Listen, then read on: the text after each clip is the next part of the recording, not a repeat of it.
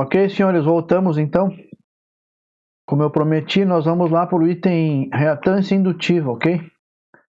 Reatância indutiva. Certo? Então, tive que fazer um chazinho aqui. Minha garganta está bem comprometida, ok? Mas vamos indo. Olha só.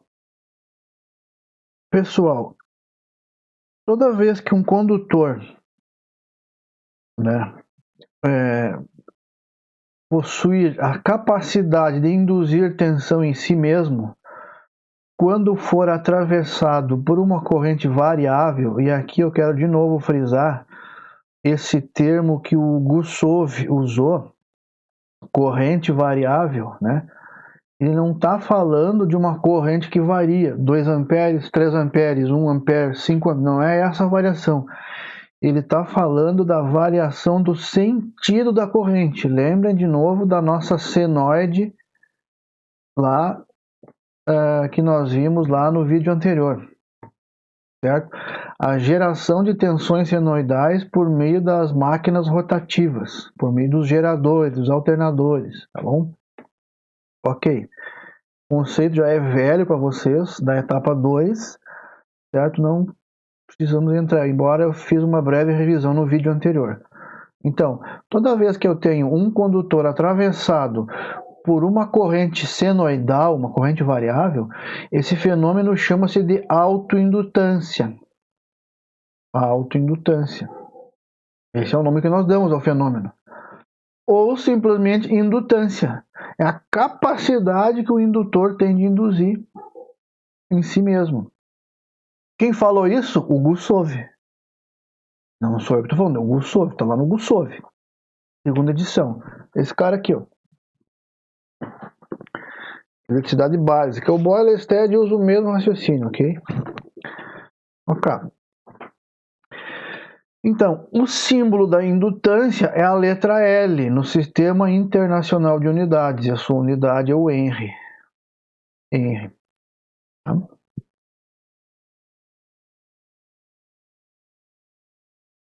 Bom, lá nos circuitos resistivos, você tinha o quê?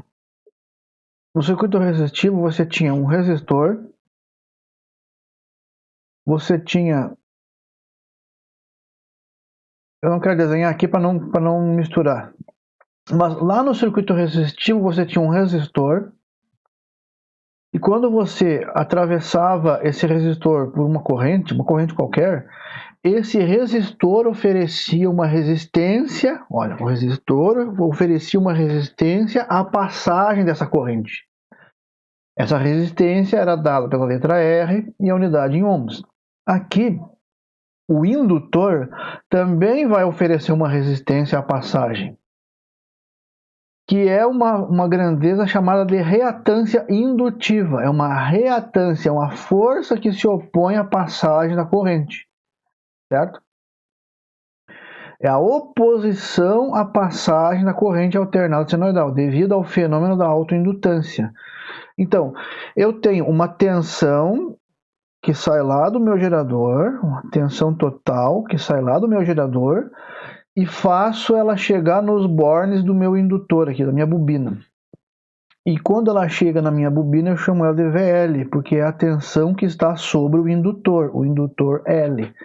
O indutor L, quando é atravessado por uma corrente senoidal, uma corrente alternada senoidal, ele manifesta uma oposição à passagem dessa corrente em função da autoindutância. O nome dessa oposição é XL, reatância indutiva. X de reatância, L de indutiva. A unidade da reatância é o ohm. Também é o ohm. A V, que aparece aqui, a tensão que aparece aqui sobre o indutor, eu vou chamar de VL.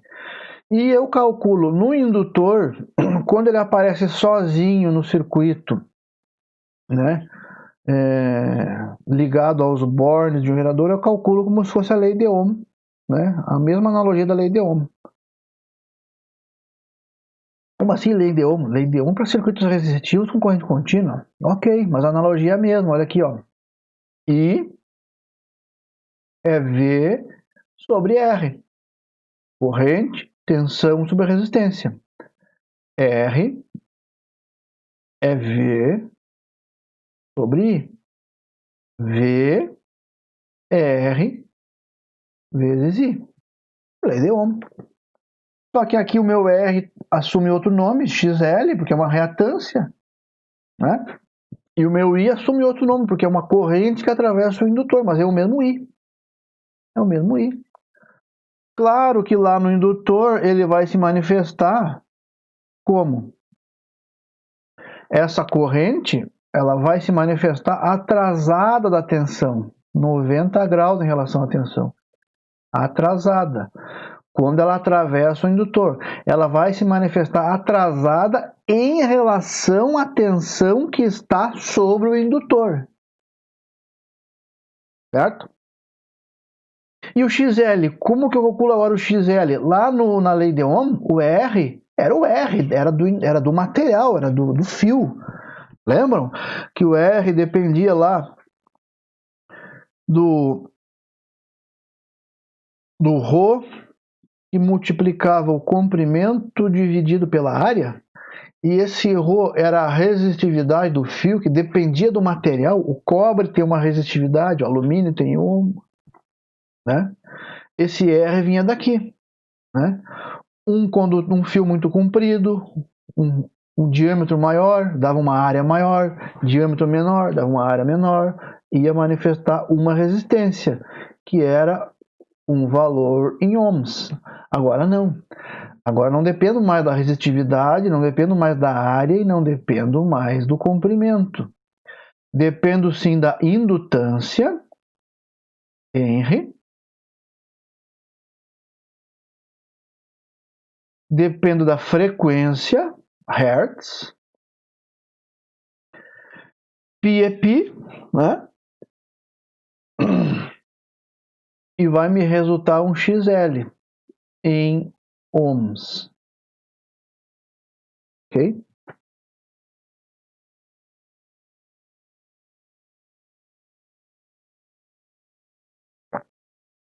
Aqui o raciocínio é o mesmo, né? O circuito indutivo atravessado é o mesmo slide lá do vídeo anterior. Apenas para reforçar que a corrente I, ela está atrasada de 90 graus, né? Atrasada de 90 graus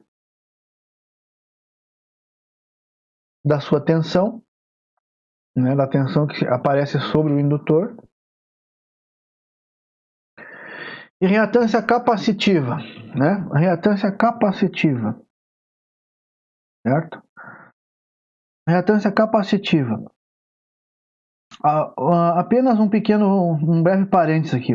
Quando eu falo indutor, deixa eu puxar a mesa para nós lá. Eu vou tirar a tela. STU.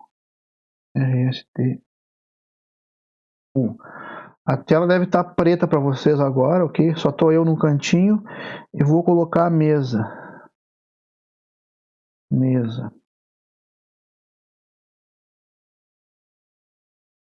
Ok. Vocês devem estar enxergando agora só a mesa. Uma folha de caderno com as linhas e eu no cantinho aí, certo? Bom, quando eu falei para vocês lá sobre o indutor, né? Eu disse o seguinte, ó. Você tem lá um resistor e você faz passar uma corrente I por esse resistor.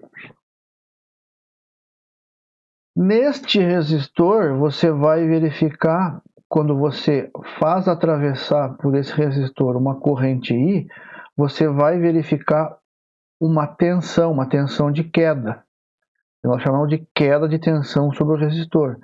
Essa queda de tensão, a gente calcula ela R vezes I, que é o valor da resistência em ohms do resistor, né? O R do resistor, vezes a corrente que atravessa o resistor. Isso vai resultar na tensão que aparece sobre o resistor, certo? Nós chamamos de queda de tensão, uma tensão que fica em cima do resistor, certo? O mesmo fenômeno ocorre no indutor, que é atravessado por corrente. Você atravessa uma corrente I sobre o indutor, e essa corrente vai ser chamada de IL, e você vai verificar que aparecerá uma tensão sobre o indutor, e você vai chamar de VL, certo? E VL agora não é mais RI, agora é XLI. E aqui eu quero fazer uma diferenciação entre os dois, que quando nós for tratar de motores e bobina de motor, lá no motor você vai ter uma bobina, né? E eu vou desenhar um motorzinho bem simples aqui, com apenas 3 bobininhas ligadas em estrela. Nós representamos a bobina do motor dessa forma, por quê? Porque ela é um grande indutor, mas ela não é um indutor puro. Se eu pegar agora e separar essa bobina aqui desse motor, vou pegar essa bobina aqui e vou jogar ela para cá. E vamos fazer o seguinte raciocínio, vocês vão concordar comigo, eu espero, tá? O fio é cobre. Ok. O fio é cobre e está enrolado em um núcleo, certo? Seja rotor, seja estator, está enrolado sobre um núcleo, dependendo do processo de fabricação, de como é feito esse motor, né? Aí entra lá em máquinas, tipo de enrolamento, se é rotor gaiola, rotor blindado, né? Como é que é o enrolamento do estator, se é imbricado, se é duplo, não sei o que. Não é dessa disciplina. Eu quero dizer para você o seguinte, ó, o fio, o material, o condutor elétrico que está sendo usado lá é cobre esmaltado. Esse cobre esmaltado, sei lá, ele é um fio lá, vamos supor lá, ele é um fio lá 28 AVG, um fiozinho bem fininho, tá? Algo nesse sentido, tá? 28 AVG. Estou adotando aqui, tá? Eu não sei que motor é esse, certo? Eu quero dizer para você o seguinte, ele é um fio de cobre. Se ele é um fio de cobre e ele é muito comprido, enroladinho num núcleo de ferro, ele tem uma resistência. Tem uma resistência ômica. Ou não tem? Claro que tem. Mas se ele está enrolado em um núcleo de ferro e ele é atravessado por uma corrente senoidal, motor trifásico, né? Senoidal, trifásico, senoidal, né? Corrente alternada, ele tem também uma indutância, então aparece uma coisa assim. Mas e agora? Eu tenho um circuito resistivo e um circuito indutivo. Tenho. Então significa que eu tenho uma parcela resistiva e uma parcela indutiva. A parcela resistiva vai me dar ohms, a indutiva vai me dar XL, que também vai me dar ohms, só que uma eu interpreto de uma forma e outra de outra. Só quero deixar claro isso para vocês. Quando a gente for trabalhar com complexos lá, né, nós vamos adotar esse conceito.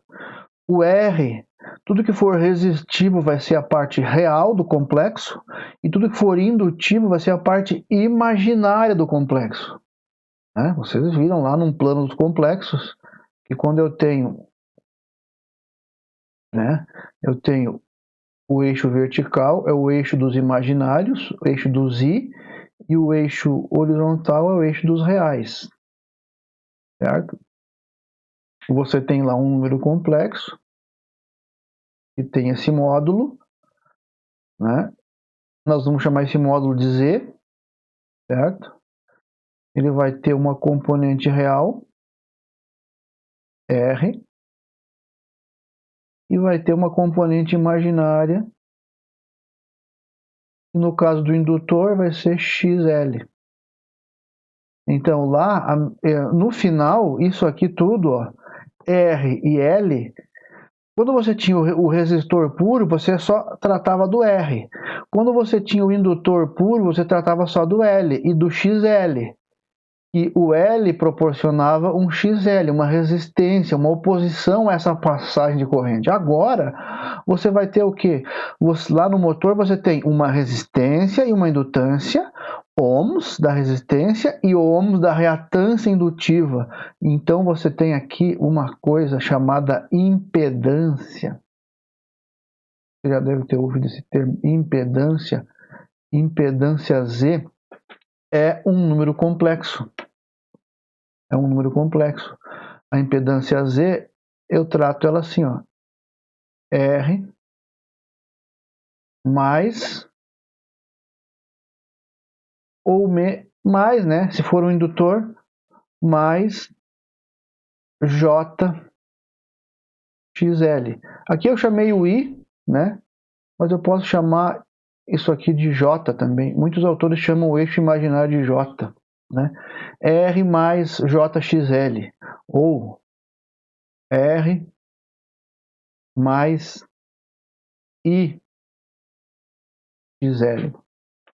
É uma impedância. É um número complexo formado por duas grandezas que são fasoriais, elas não estão na mesma fase, elas apresentam defasagem entre elas, a resistência e a reatância indutiva, certo? Fiz esse pequeno gancho e agora eu quero dizer para você o seguinte, ó, aqui no indutor eu achei resistência e indutância, porque ele é resistivo, porque é o fio, é comprido, mas ele é indutivo, tem reatância indutiva, porque ele está enrolado no núcleo. Mas lá numa canaleta, quando vende um poste e eu deixo lá na canaleta duas ou três, chega na canaleta e eu deixo lá 2 ou 3 voltas e depois saio para a rua, lá eu não tenho uma bobina? Eu não tenho uma indutância? Claro que muito pequena, mas eu também tenho uma indutância, certo? A resistência de um chuveiro não está enrolada na forma de uma molinha? Representa uma indutância. Ah, muito pequena, não tem ferro, mas há uma indutância presente. Então eu nunca vou ter um resistor puro. Mesmo um condutor retilíneo, né, mesmo um condutor retilíneo atravessado por corrente, se você lembrar, a regrinha da mão direita, né, nós usamos mão direita porque nós adotamos o sentido convencional da corrente, dizemos que ela sai do mais e vai para o menos. Mas se você pegar o livrinho do Martignoni, o Martignoni usa a mão esquerda. Por quê? Porque o Martignoni diz que a corrente vai do menos para o mais, que é a corrente eletrônica, que é a corrente real, na verdade. Nós que adotamos a literatura atual, né, de décadas para cá, desde o século passado, que adota o mais para o menos.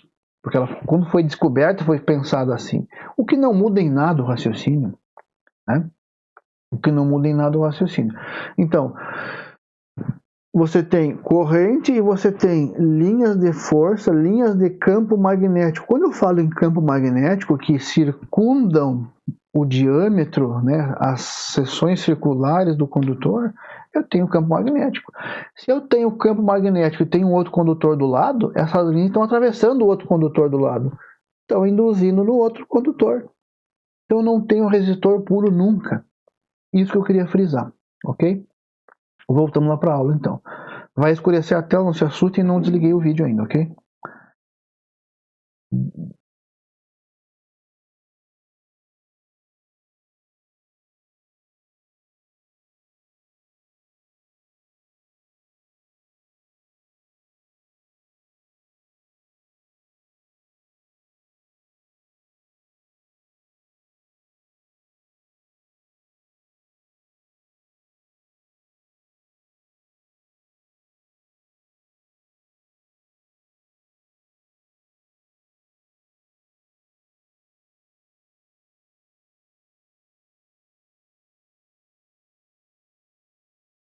Escureceu? Ok.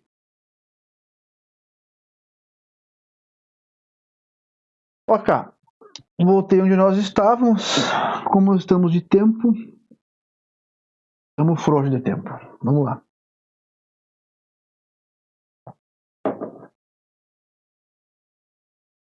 Vamos entrar na capacitiva, então. Reatância capacitiva. Reatância capacitiva, né? Lá na eletrostática, você estudou lá, quando você viu os deslocamentos das cargas, né? Você viu lá o átomo de cobre, e o átomo de cobre no núcleo, ele tinha lá seus 29 prótons, e na eletrosfera ele tinha lá os seus 29 elétrons, prótons e elétrons. Ele é um átomo que está em equilíbrio, ele mantém essa qualidade aqui. Lá na última camada do átomo de cobre, da eletrosfera, ele tinha um elétronzinho sozinho lá. Ele tinha um elétronzinho sozinho.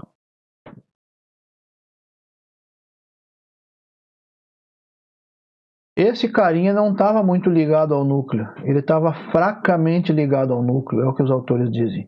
Então ele podia se deslocar de um átomo para o outro. Quando ele se deslocava de um átomo para o outro, né, ele desequilibrava o átomo, e o átomo que ele deixou se transformou num íon positivo, ficou com mais prótons do que elétrons, e o átomo para onde ele foi se transformou num íon negativo, porque ficou com mais elétrons do que prótons.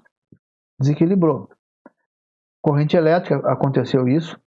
Eu precisei aplicar uma tensão e eu gastei energia em joules. Lá na eletrostática, essa capacitância, né?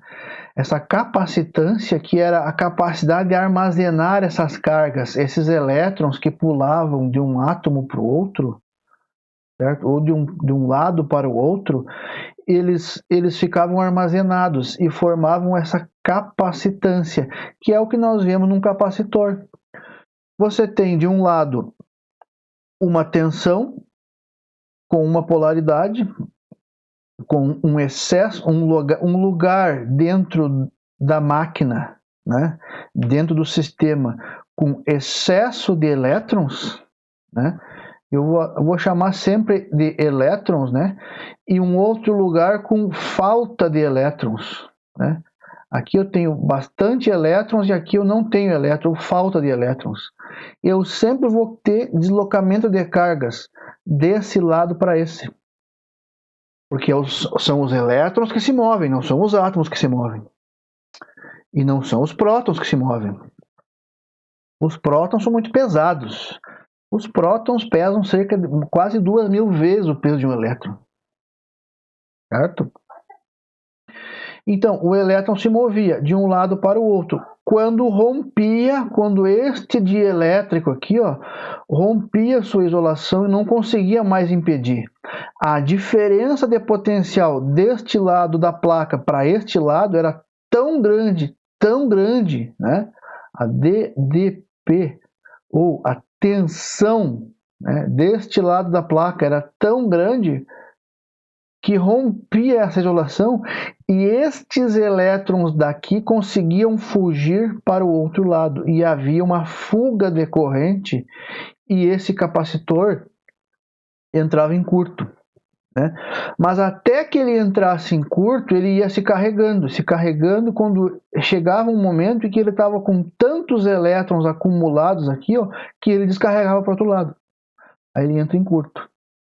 Esse curto pode ser mais ou menos prejudicial para o capacitor, dependendo do valor da tensão que foi aplicada, porque esse dielétrico pode se romper, mas não se destruir. Ele se rompe e se carrega de novo, se rompe e se carrega de novo, se rompe e se carrega de novo, e assim ele vai, até que complete o ciclo de vida e chega um momento em que ele perde sua vida útil, se rompe e não isola mais, não cumpre mais a função de isolador, de dielétrico, de isolante, de impedir que essas cargas se movam de um lado para o outro.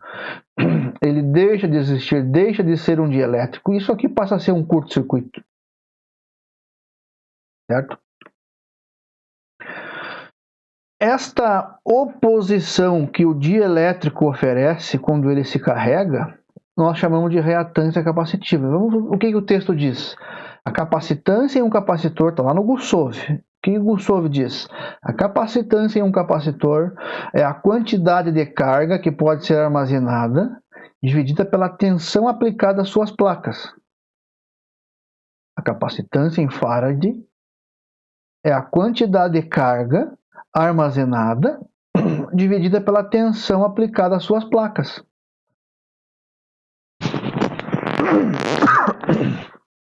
Certo? Esse é o conceito de capacitância. E a reatância capacitiva é essa oposição. Olha só, de novo o conceito. Ela só aparece quando eu tenho tensão senoidal. Em corrente contínua não existe reatância capacitiva, existe capacitância, mas não existe reatância capacitiva. Não existe oposição, porque ela depende da frequência. Olha aqui, ó. Frequência, Hertz, e capacitância em Faraday.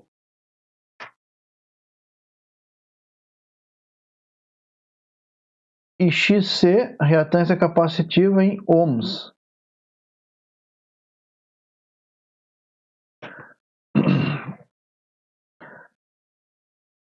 Aqui está o meu capacitor, a tensão que aparece em cima do meu capacitor eu vou chamar de VC.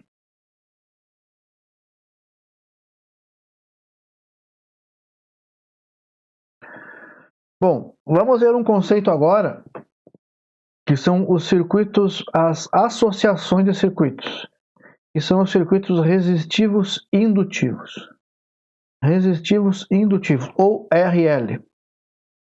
RL. Certo? Ó, esse aqui é um exemplo de circuito indutivo. Resistivo indutivo. RL. Então, aqui eu tenho uma resistência, um resistor puro e um indutor. Resistor, indutor. Esse aqui me dá um valor em ohms e esse aqui me dá um valor de reatância indutiva que também representa uma oposição à corrente que vai circular aqui. Esse circuito representa um RL tipo série. Por quê? Porque esta corrente I que atravessa o resistor é a mesma que atravessa o indutor e volta para a fonte.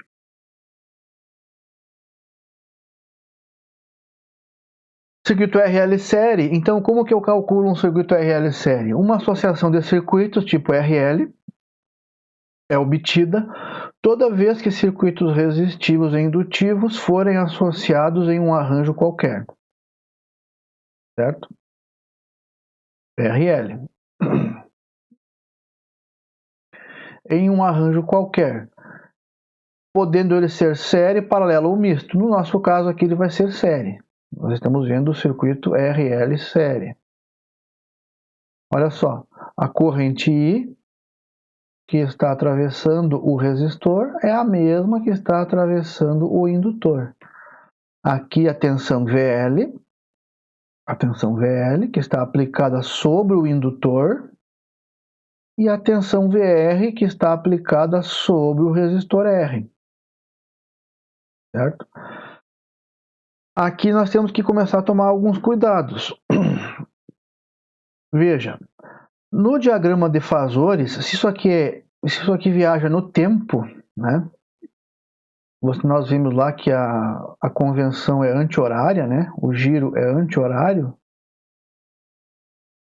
O giro é anti-horário. Então, no indutor, a corrente em relação à tensão está atrasada ou adiantada? Atrasada. A corrente em relação à tensão está atrasada. Quantos graus? 90 graus. Olha só. Aqui está a tensão. Agora eu desenhei a tensão lá para cima. Não faz diferença. Não faz diferença. A tensão que está sobre o indutor, eu projetei esta reta vertical aqui, VL, é este mesmo VL aqui. E ele está 90 graus na frente da corrente que atravessa o indutor. Olha só, a tensão que está sobre o resistor, VR, A tensão que está sobre o resistor está em fase com a corrente I. Por que em fase? Porque no resistor a corrente está em fase com a tensão. Então, a tensão VR, que é a tensão que está sobre o resistor, está em fase com a corrente I, que é esta aí aqui, ó. É a I total. É a I total. É a I que atravessa o resistor e depois vai atravessar o indutor também, é a mesma I. Ela não tem diferença. Olha só. Vamos de novo. A tensão VR, a tensão que está verificada e manifestada sobre o resistor está em fase, ela tem o mesmo ângulo, ó, é a mesma reta, em fase com a corrente que atravessa o resistor, que é a corrente total fornecida pela fonte no circuito série, RL série. Ela está em fase. Por quê? Porque no resistor puro, a corrente anda junto com a tensão. Corrente em fase com a tensão. Não há atraso, não há adianto. Está em fase, na mesma fase. Certo? Ó, 0 graus. A corrente, em relação à tensão que é manifestada em cima do indutor, ela está atrasada 90 graus. Então, eu tenho que desenhar ela em atraso. Aqui está o atraso. 90 graus. Então, olhando para esse sistema, eu consigo deduzir que a tensão VT, a tensão que a minha fonte fornece, que é a tensão total, na verdade, não é a tensão VL e não é a tensão VR. E não é a soma algébrica das duas. Não é uma soma algébrica. Porque se elas estão defasadas, se há uma defasagem, se elas têm um ângulo de fase diferente uma da outra, isso que eu quero que vocês percebam, uma está a 0 graus. Ó, aqui é 0 graus, o eixo horizontal, 0 graus. Aqui, 90 graus. 90 graus. Né? Eu tenho o quê? Uma tensão total, que é isso aqui, ó. VT. Mas eu tenho agora um triângulo retângulo. Então, VT, no triângulo pitagórico, eu calculo por Pitágoras. Está aqui ela, ó. VT. VT é Pitágoras. É raiz quadrada de VR ao quadrado mais VL ao quadrado. E a corrente I? A corrente I é a corrente total fornecida pela fonte.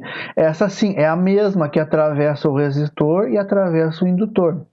Essa eu calculo. Eu faço VT, tensão total, dividido por Z. Olha o Z aqui, ó. Agora apareceu o Z. Esse Z, lá na frente, nós vamos ver que ele vai ser um R mais um JXL. Porque ele é uma impedância complexa, é um número complexo. Certo?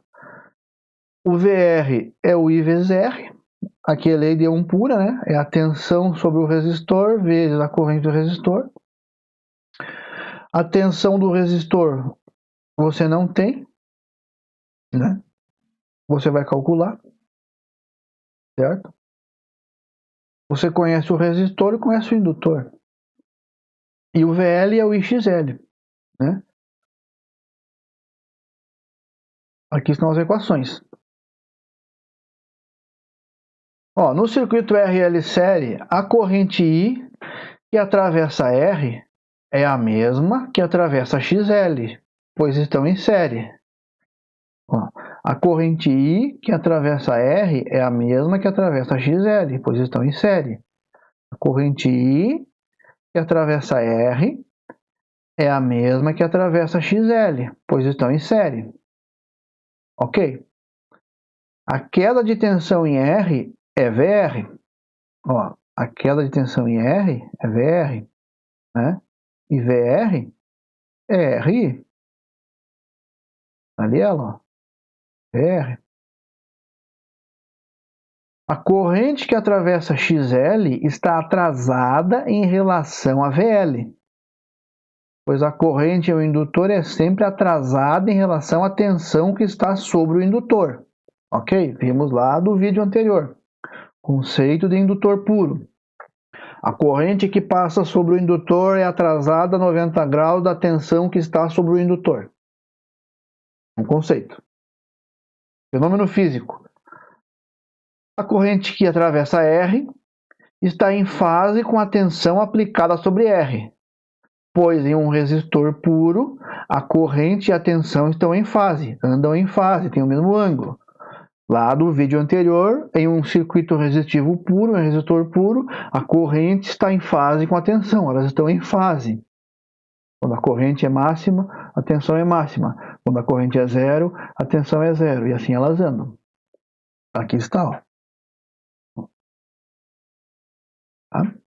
A VR está em fase com I, porque elas têm a mesma fase, elas são a mesma, elas têm o mesmo ângulo, elas têm a mesma defasagem, a mesma fase, o mesmo ângulo. Elas estão uma sobre a outra, estão em fase. Não há defasagem. Não há defasagem. Não há defasagem. Triângulo das tensões, ó, o que eu fiz aqui para vocês, ó, o VT, ó. O VT, tá aqui ele, ó. Ó o VT. VR, tá aqui o meu VR. Ó, a corrente que atravessa o resistor está em fase com a tensão que eu vejo em cima do resistor, porque é um resistor, e no resistor a corrente está em cima da tensão. Não há defasagem. Então, o VR está na mesma reta horizontal do I. Ó, VR está aqui e o I está aqui. Referência 0 graus. 0 graus. Ó. Se eu traçar um gráfico aqui, ó, isso aqui é 90 graus. Isso aqui é 0 graus. Ó. Isso aqui é 0 graus. Ó. Esse eixo da VR está em cima do eixo da I. No mesmo ângulo. Tudo 0 graus. Por quê? Porque é resistor. E o resistor, no resistor puro, a corrente está em cima da tensão. Isso que você tem que gravar. Bom, a corrente no indutor está atrasada da tensão. Então eu tenho que ter uma corrente atrasada. Aqui está o atraso. Ó. Se aqui é 90 graus, aqui também é 90 graus. Então eu desenhei o meu VL para cá.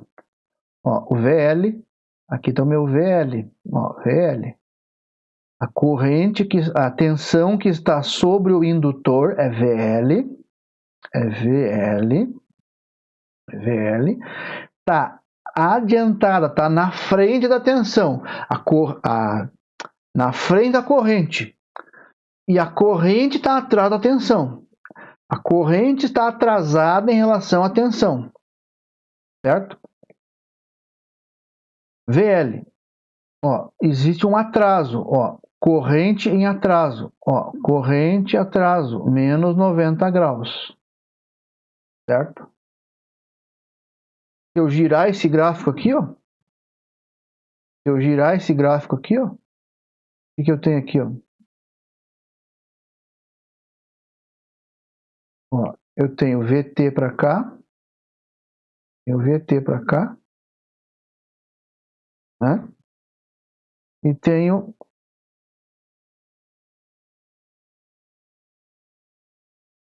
VR para cá e IR para cá. Ó, eu peguei esse gráfico aqui, ó, esse mesmo gráfico que você está enxergando, eu peguei e dei um tombo nele. Dei um tombo. Eu dei um tombo nesse sentido aqui, ó, nesse sentido. E esta ponta aqui, ó, esta ponta aqui agora foi parar aqui, ó. Para você ter uma referência aí no vídeo para ficar melhor, tá? Ó o VT, ó. Olha onde é que está a tensão da fonte, a tensão que a fonte entrega, né? A tensão que a fonte entrega é o VT. Essa é a tensão que a fonte está entregando. A tensão que a fonte está entregando. Vamos voltar lá. Ó, VT. A tensão que a fonte está entregando. VT. Ó, VT. E a tensão que eu vejo em cima do indutor é VL. Ó. VL. Ó. Olha aqui. Ó. VL. VL. Aqui está ele. Ó. VL. VL na frente da corrente. Corrente atrás do VL. Ó. VL na frente da corrente. Ó. Corrente menos 90. Menos 90 graus. 90 graus. Corrente e R, menos 90 graus. Tensão VL, na frente da corrente. Certo? Depois, é claro, eu consigo estabelecer relações. Aqui o VT é o VR ao quadrado mais VL ao quadrado, raiz quadrada, Pitágoras. Já demonstrei. Olha o ângulo φ aqui apareceu, ângulo φ, né? Que é o que? É o arco tangente, VL sobre VR. Ó, VL, cateto oposto ao ângulo φ, cateto adjacente. Então, a tangente de φ é VL sobre VR. A tangente de φ. Então, o ângulo φ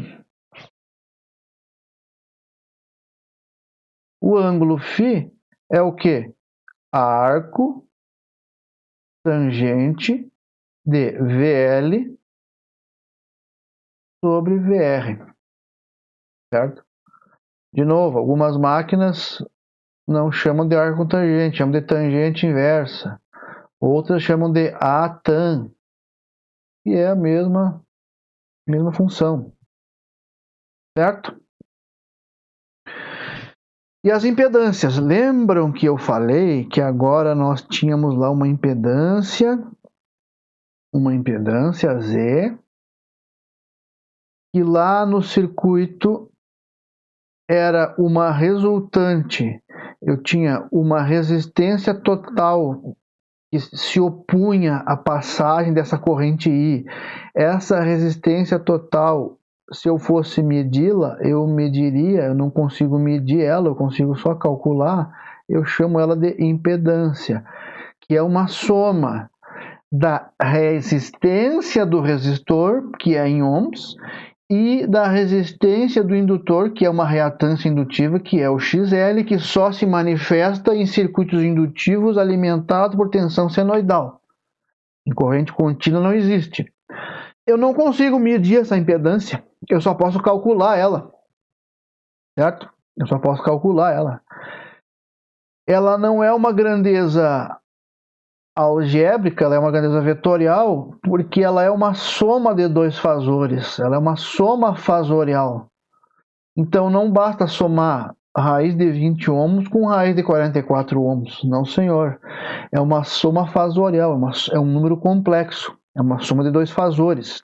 Então eu vou trabalhar com complexos, que é a forma mais fácil. Poderia trabalhar com vetores, né? Mas vetores vai complicar um pouco porque vocês não estão acostumados a mexer com vetores. Complexo eu creio que sim, certo? E complexo é bem mais tranquilo que vetores, que são muito parecidos, os conceitos são muito semelhantes, tá? RL série, já vimos, ok, verificamos tudo isso aqui, perfeito. Triângulo das tensões, triângulo das impedâncias, olha só. Você tem a impedância R, você tem a resistência R, que pertence única e exclusivamente ao resistor, e você tem a reatância indutiva XL, que pertence única e exclusivamente ao indutor. Certo? Esta aqui é do resistor e esta aqui é do indutor. Elas andam em fase uma com a outra, né? Elas andam 90 graus uma em relação à outra. Por que 90 graus?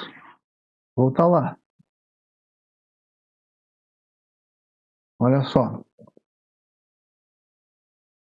A tensão VR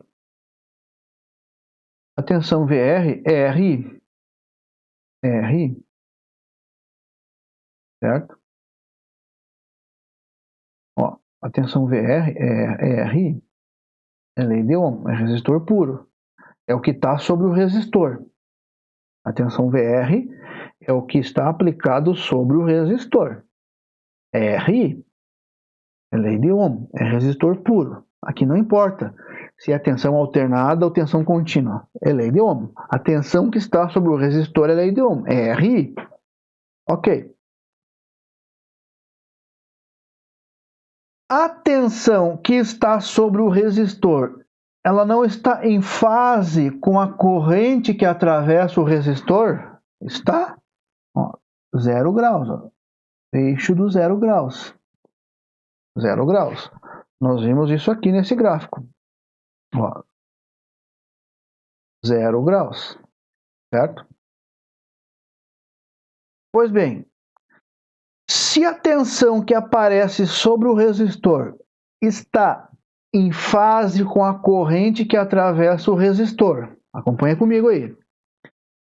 E a tensão que aparece sobre o indutor está na frente, está 90 graus na frente da corrente que atravessa o indutor, ou a corrente que atravessa o indutor está atrasada 90 graus da tensão que se manifesta sobre o indutor. Então, se eu aplicar a lei de Ohm para calcular o XL aqui, ó, obrigatoriamente esse cara aqui está a 0 graus e esse cara aqui não está a 0 graus. Porque esse cara aqui, ó, se manifesta em cima do indutor, certo? Esse cara se manifesta em cima do indutor. Esse cara aqui, o XL, ele está defasado 90 graus em relação ao I. 90 graus em relação ao I. E é este triângulo aqui. Então eu tenho um R e tenho um XL. Um XL. Um R e um XL. Certo? E eu tenho um Z. Um Z por Pitágoras, R ao quadrado mais XL ao quadrado, raiz quadrada. E um ângulo φ. Este ângulo φ tem que ser o mesmo deste ângulo φ. Porque se elas estão defasadas aqui, certo? É ângulo φ. Nós vamos confirmar isso. Isso procede. E eu consigo estabelecer essas relações. Tá? Consigo estabelecer essas relações. Certo? Ok? Como estamos de tempo? 44. Eu vou encerrar. Não vou entrar no paralelo. Nós vamos fazer exercícios do RL série. Eu vou postar um vídeo com um exercício do RL série. Eu vou resolver esse exercício. E vou deixar como tarefa para vocês resolverem outro. Certo? Ok? E na próxima aula a gente trabalha melhor isso e a gente entra no RL paralelo. Vamos fazendo bem com calma, nós não temos pressa, é importante que vocês fixem esses conceitos. Tá? Eu acho que foi boa aula, acho que ficou bem legal, bem claro, e eu espero que vocês tenham gostado. Ok? Então, eu vou encerrar hoje e vou postar essa aula hoje, ok? Eu vou deixar uma pequena listinha com tarefas valendo a frequência para hoje, certo?